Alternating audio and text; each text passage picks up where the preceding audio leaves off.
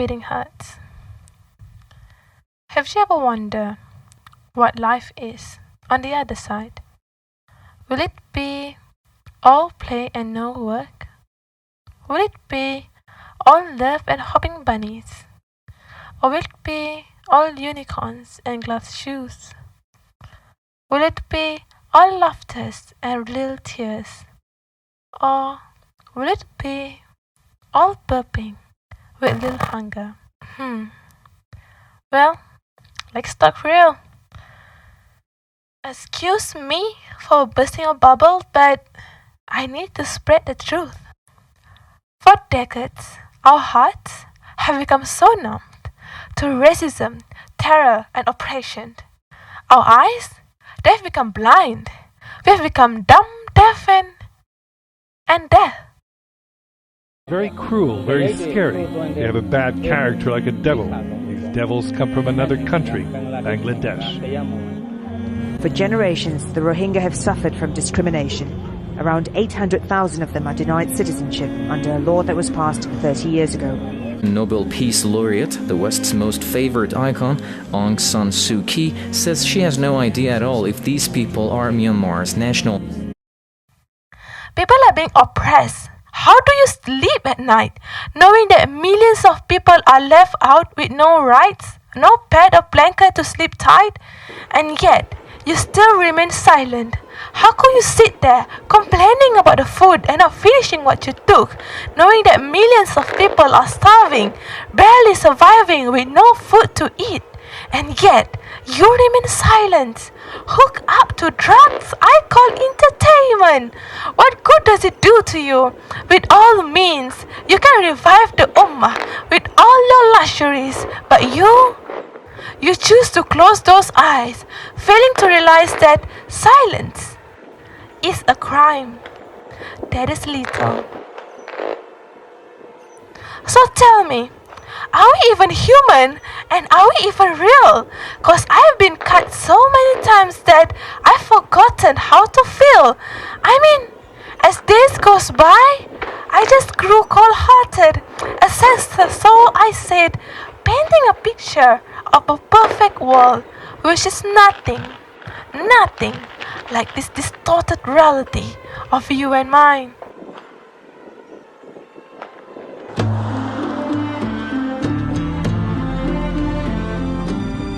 Where we're heading, politics, religion and identity have been combining to produce a murderous result.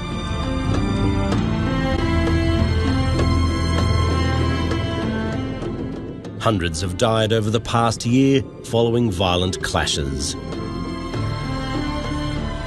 The government blames the bloodshed on independence-seeking ethnic Uyghurs who've lived in this tough landscape for generations.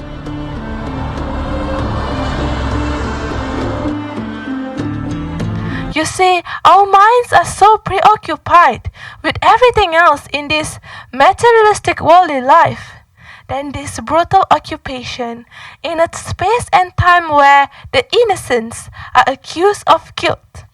What we know as wrong has become the new right, where the pure has become the filth in the eyes of the world that has become blinded.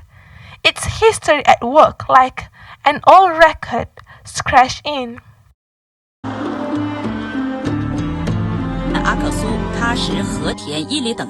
Over the past year, Uyghurs said to be involved in attacks or planning attacks have been rounded up by the dozen for execution.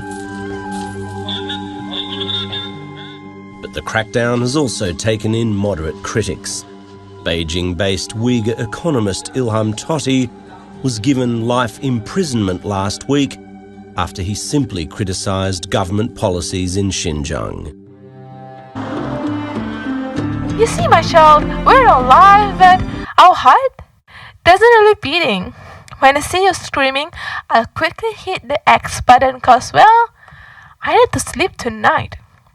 I mean, how can I eat when you're bleeding? I mean, how can I turn on the heat on my heater when I see you freezing? So if I hear you screaming one more time, I'll hold my breath and close my eyes and hope to death that you will not die. أبكي على الشهداء دمعي على الخدين والله يا شهداء أيامكم أنساها أيامكم أنساها. عم نهتف كل شيء، خلصنا من المظاهرة مع كاميرات كبيرة يعني هيك خلق مو ضبينا لعدنا. نحن شغلنا بالسوزوكي ولا صاح لنا واحد إعلامي اللي بدنا نسمع إنه دي يصورنا كل واحد غني حانن للحرية حانن يا شعب بيدوم سآمن حانن للحرية حانن.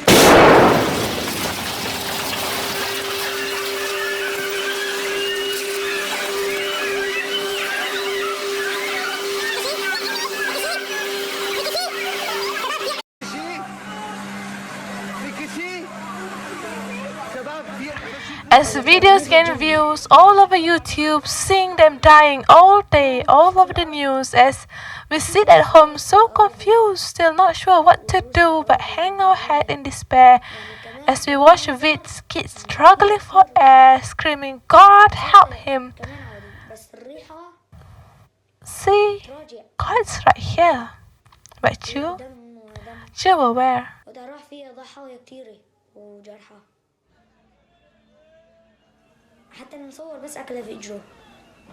So I beg you, help them in their right for freedom and strive to be tomorrow's leader. Help them to be treated not like animals but as first-class citizens and human beings. Don't stop praying for them. Do what you can and don't ever give up. Don't stop praying for them. Do what you can and don't ever give up. Hope that Allah's reward is promised for those who believe and hold tight to His rope. Isn't the life of one child, no matter the faith, nationality or race, isn't the life of one child of you and I worth everything? This beautiful body and soul of life was rented and loaned to us. It's our duty to love and protect this amanah. One body, one ummah, one God. Thank you.